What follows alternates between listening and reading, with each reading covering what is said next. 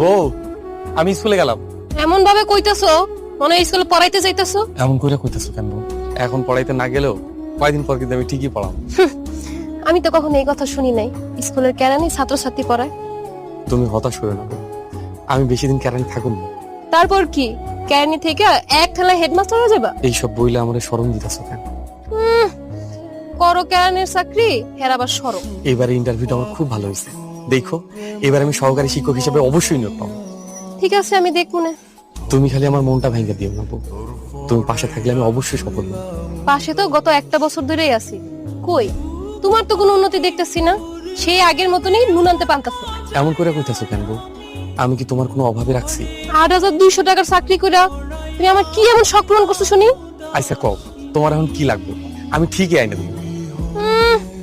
যে টাকা বেতন পাও তুমি, এটা তোমার তেল সাবানের খরচই হয় না।